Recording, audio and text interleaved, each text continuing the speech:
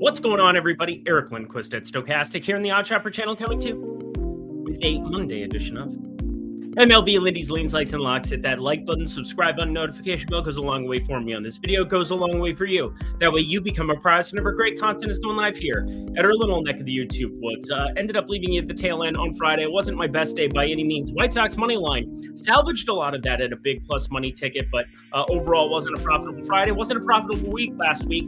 Over the weekend, Saturday was a smash, and then Sunday, just over a unit lost there. Kadai Senga, half-unit play there in that evening window on over 4.5 and 5.5 strikeouts. Had it pieced up, just a half-unit play there because, well, everything looked brutal, and he was brutal outside of a second where he struck out the side.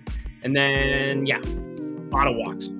Should have bet the over of walks, but it was a 2.5. It was a ridiculous number. Anyway, that's neither here nor there. We've got a lot to talk about, including that Mets team, which is on one of your 3 plays. And Eric, we have 15 games on Monday. Why are there only 3 plays? In a word, deadline. Trade deadline. 2 words. 2 words is better than 1. It's the MLB trade deadline on Thursday, friends, and we are going to see some wonky stuff. So I try to wait a little bit closer to first pitch than I generally do to get some plays in. That said, I feel pretty confident in identifying a couple of spots where it can only get worse for one team. It can really, really get better for the Toronto side potentially. I mean, they're not going to be losing any pieces here as they've played themselves into contention. The Baltimore side, yeah, it gets a little bit frisky, but I like a lot of their secondary hitters for what it's worth. I mean, haven't hit worth a damn at times this season, but that's enough talking and dilly-dallying here on the front. 15 games. I'm going to be breaking down a lot in the lean section, and you've probably been able to check out the premium Discord at this point. Lindy 5, just $5 to jump in for an entire week of the Lindy and Friends Discord. Again, not my best week by any means last week, and home runs, they've been fluctuating like crazy. Ended up salvaging Nick Castellanos here on Sunday. That was useful, but definitely feel good about the process. And if you just look at the CLV on the daily, I mean, we're getting our money in good. That's the name of the game, and you're going to have bad stretches. You're going to have a bad week, a bad month. Those are things that definitely happen. Just look at my results in the tail end of April. After we started off phenomenally well, end of March with the beginning of the MLB season into the beginning of April, then end of April to beginning May, it was just a disaster. Those are the things that can happen, but if you stay with the process, you get amazing results like we had at the end of May, June, and into July here. So let's round out this month strong. Let's get it rocking. Jump into the premium Discord, get all my plays, because the majority of them are going to be after the fact all the time. Not even just because it's the All-Star, not the All-Star break, but because it's the MLB trade deadline this week. But because we got to be very careful with lineups, with unexpected trades. There's a lot of that going on. I'll try to cover it as best I can. Let's get to the plays. Bingo, bongo, bungo. We got Arizona and Detroit. Arizona, they kind of were the first domino to fall in this entire deal. I mean, we've seen Gregory Soto get traded. He ended up looking pretty darn good for the Mets today in San Francisco. Watched that inning. What was it? It was like the 8th inning. It was later on. But Gregory Soto, lefty in that pen, hadn't had an amazing season for Baltimore by any means, but Baltimore hasn't had a great season by any means. So Detroit money line, that's what I'm paying attention to in this one. I know that Detroit has been the team we've picked on recently. They got Kerry Carpenter back on Sunday. Not really going out of my way to go pick on them anymore at this point in time. 523 expected slugging for Kerry. And you get Troy Melton on the mound. If it were a little bit better price, I could see myself talking myself into Troy Melton here. And Eduardo Rodriguez returning to Detroit, where he spent the last couple of years. Declined to trade at the deadline to the Dodgers. That was pretty wild last year. But the Detroit money line, that is really the only way to go about it here. Plus, my guy Sportside Jacob, literally like 2 minutes ago, just DM me, let me know that that was something that he was very interested in. So I'll take another look at it, maybe add it to the card if, again, fully operational Death Star. Detroit, they're in really good shape still in the NL Central, or the AL Central, the division my Twins are in. Division Cleveland's in, and I'm sure everybody's going to be on Cleveland. This one's for you, but it is what it is. We got Blaylock and Ciccone. Slade Ciccone is not a guy that I want to be laying minus 200, minus 225. Well, just disturbing stuff. So it'll be props or pass for me for sure. J-Ram confirmed pretty darn good. Slade Ciccone confirmed pretty bad. Looks like the weather's all right, and plus we had some spotty stuff there on Sunday, and I think whether it's rain like northeast section. You're going to get pop-ups this time of year anyway. Summer. It's hot as balls. It's not football yet. Oh, football's coming, friends. But J-Ram home run, by far looking the best. We know lefty power and progressive, confirmed a thing. We got Rasmussen unders. I just basically lumped them all together. Whether you want to talk hits, earn runs, whatever. I think there's a world where we just parlay a bunch of them and hope that we get back into some of the major limitations on his innings. Now, books. You might have noticed this last time out because it was the same thing I had listed there. Books really gave you nothing to work with on Rasmussen until like right before first pitch, and a lot of them didn't post props for him the entire day. I think they will this time around, coming off of a game where he had 70-plus pitches and just kind of let us make the decisions. Plus, people like to bet overs on strikeouts. He had 5 strikeouts against the White Sox. What do you do, Basil? What does it all mean? What it means, he's a really good pitcher. Sub-3 ERA, right around a 1 whip. But you kind of need to get the single game parlay aspect and hope that he ends up being limited to have it really pay off for you because, well, he still went over his 1.5 earned runs allowed prop. And that was kind of the killer if you ended up trying to fire it. And I didn't in that spot, but the guy's now had 3 consecutive outings where it's just been 3 hits allowed, but only 2 innings in both starts leading into the break, got a full 10 days off, and then had that start. As for the Yankees, I should actually touch on this because I think he's a guy that I was pretty excited about to some extent. Cam Schlittler. Now, this guy has a really good fastball. I like it a lot. 51.5% usage, though. Batters are just going to be sitting on it. He's throwing it 97, 98, and it doesn't move as much, which, is kind of the case last time out. I think he could run into some issues, but he's at just a 3.3%. He's only given up 1 barrel in 30 batted ball events so far in his early big league career. I think he's a decent enough pitcher, but now he's starting to walk guys. The whip's up there a little bit. We'll see. Again, it's just 2 starts, so nothing crazy with sample size, but you want to be early to the party on guys like this. We were with the Miz. The Miz, it ended up working out very, very nicely. Even got the over in Seattle until they pulled him there after 7 strikeouts. We'll get there. That's the game of the day. Ohtani, home run. We've got a walk as well posted there, and kind of something that I'm doing with another guy that ended up betting his walk prop on Saturday. You might have saw that on the old social medias. Go follow me at Eric Lindquist over on X. But Ohtani home run is going to be like plus 180 tomorrow. 180, if that even. The guy's on an absolute heater, the likes of what the world's never seen before. He's taking on a guy who has really good strikeout stuff, which is how you survive in Cincinnati. That is Chase Burns. Yeah, you're probably going to get a strikeout against Ohtani, but you're looking at walk potential for a guy with an 11% walk rate. And then just as good as it gets. I mean, Ohtani is redonkulous. 13.7% walk rate. Actually not even the highest on the Dodgers. Will Smith gets those honors. But I think the combination of the two might be a way to trim some of the vig on the home run. And I think it's very live. I ended up running like the tail end of the bullpen there for Cincy in a close game, just to kind of see what that is. If it ends up wonky, usually that works in your favor anyway, because you're getting worse relievers who traditionally have higher whips or higher walk rates. Not always the case, because there are some extremely good closers with high walk rates as well, but traditionally I try to just focus on the main bullpen arms in simulations. Braves, Kansas City plus 1.5. I can't believe it, but Rich Hill confirmed a thing. He's going to be throwing here, and it's Strider on the other side. Eric, how in the world do you end up on Kansas City plus 1.5? Easy. I don't think Rich Hill has to go out there and eat innings if things aren't going well. Kansas City will go to a full bullpen approach here on Monday if need be. And that just makes it very unenthusiastic for me to try to do anything, make anything work here. In Kansas City, they had a doubleheader on Saturday. Ideally, they'd want Rich Hill to eat innings, but that's the main reason that this is in the lean category and not an official play here yet.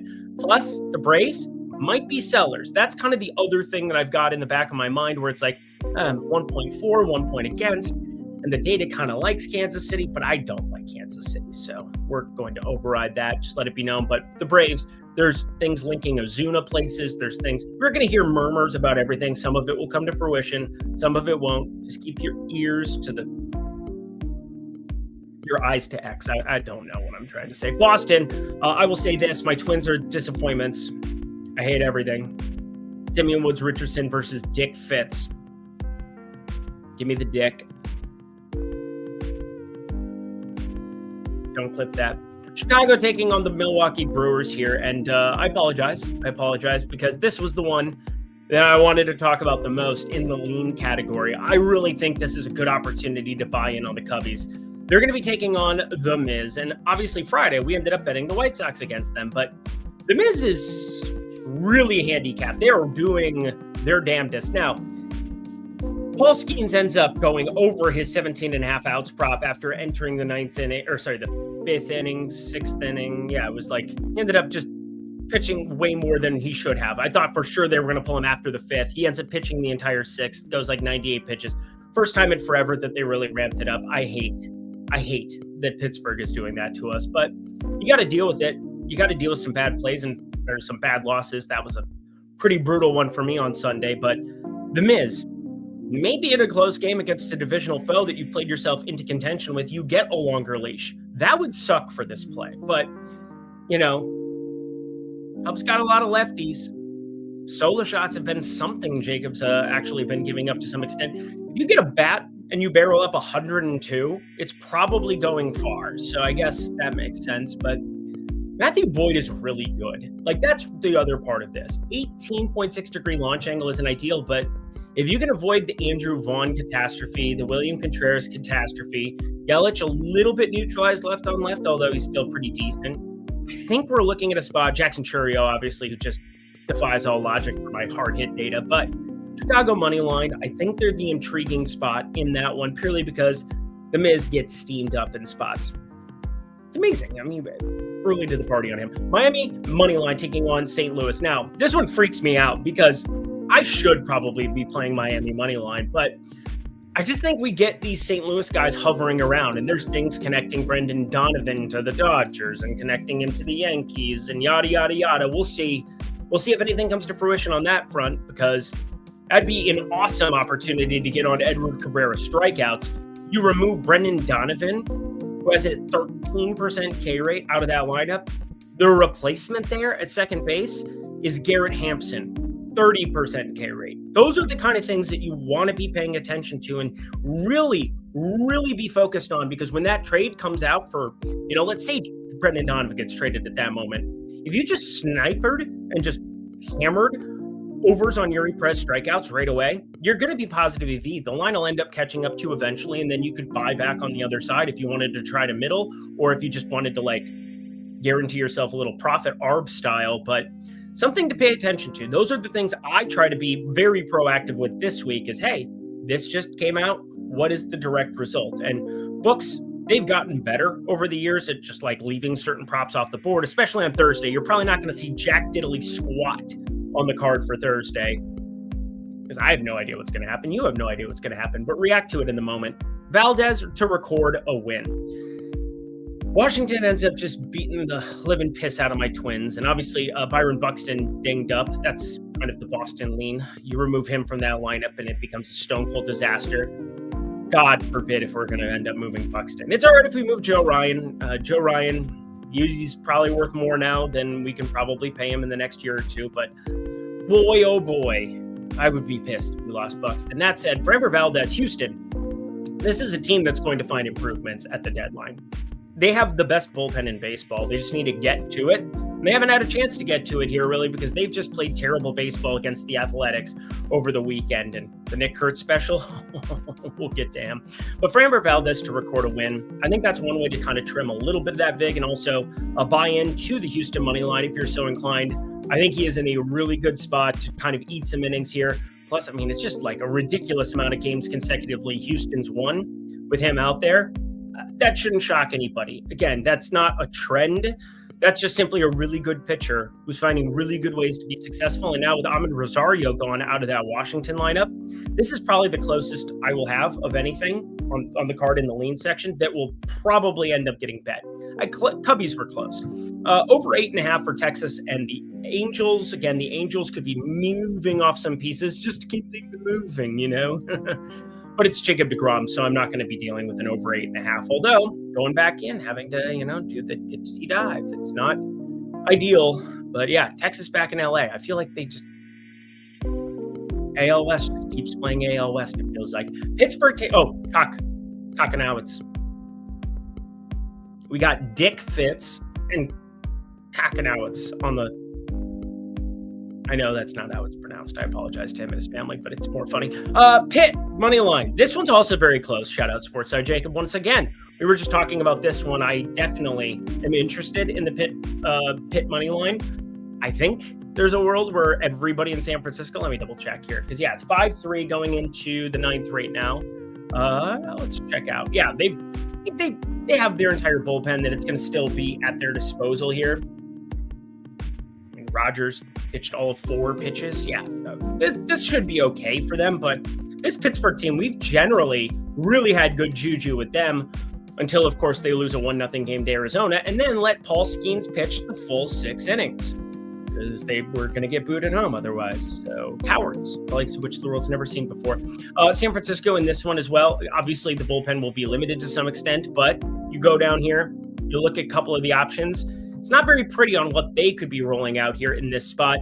Not going to be a full hands-on-deck bullpen approach, but with Hayden Birdsong gone, who is going to be that fill-in starter?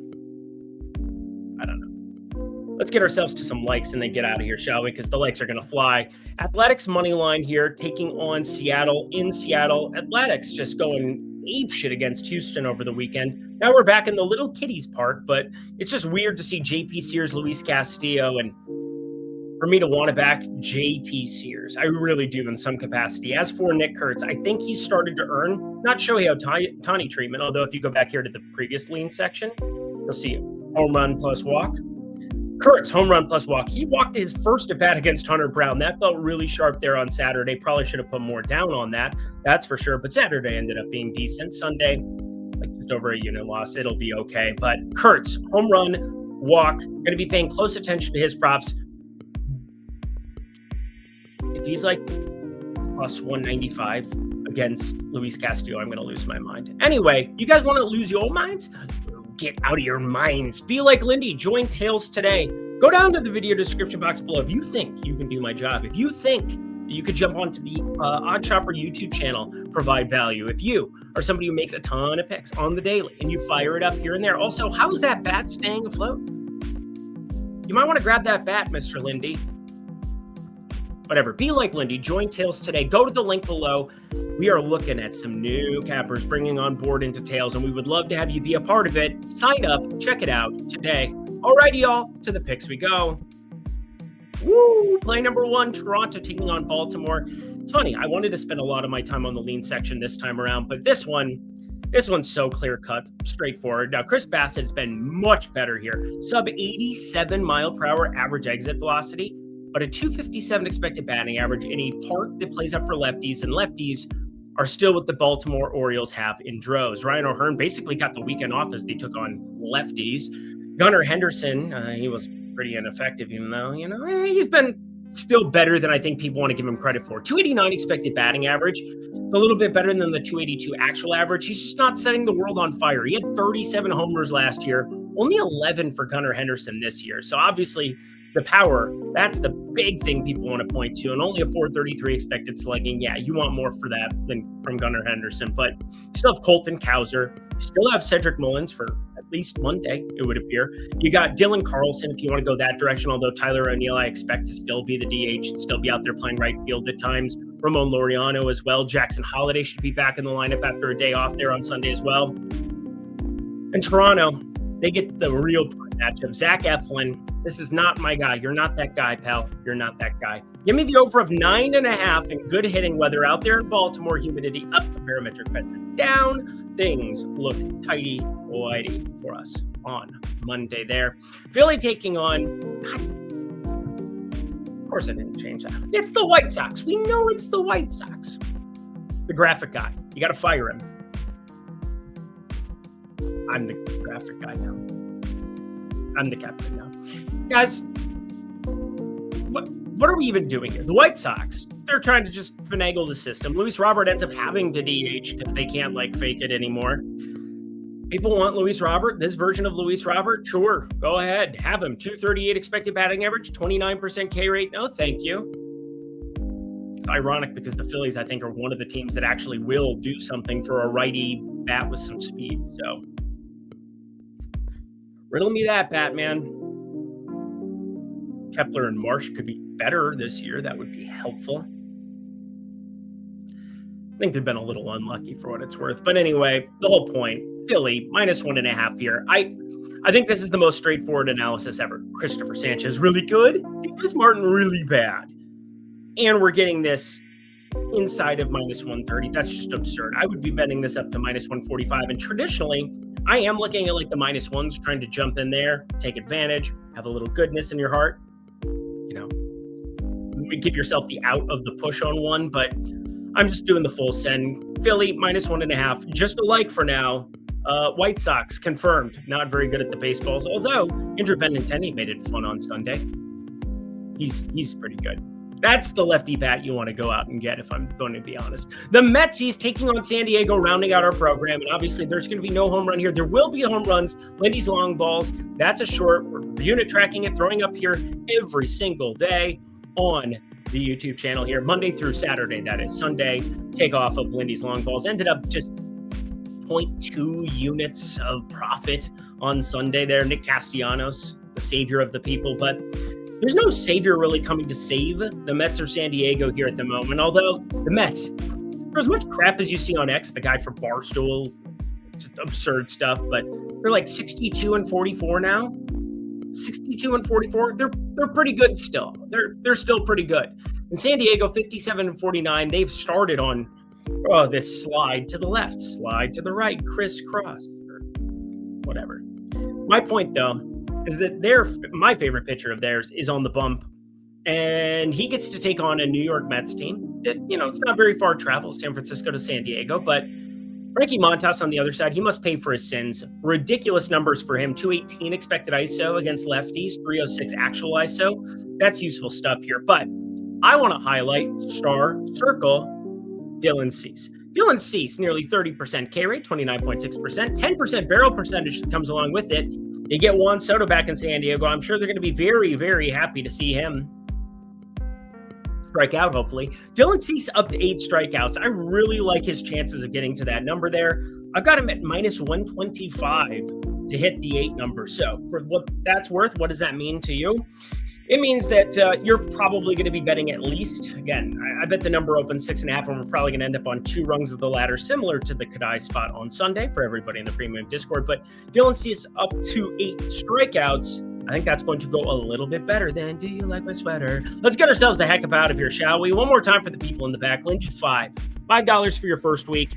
Lots that we had to cover there. It is trade deadline week. I want to repeat, there are going to be weird things that happen. Timing of it and being able to react to the news is very, very important. Plus, I don't want you to get your money in poorly here with news that I can't account for as we head into tomorrow. So it's going to be a pretty light week on this program. It will not be a very light week in the premium Discord. It's going to probably be pretty heavy, maybe heavier than normal, because I really like some of the edges we can get as we react to the deadline. So hop on in. Lindy, $5 for your first week. This is a really good week to come join and kick it down at the link below.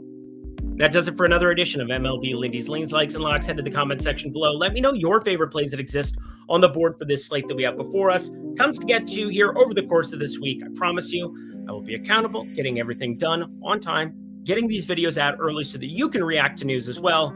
And pay attention, we can try to read the tea leaves together. Until next time, friends, until Tuesday, I'm Eric Lindquist. Best of luck in the MLB streets on Monday.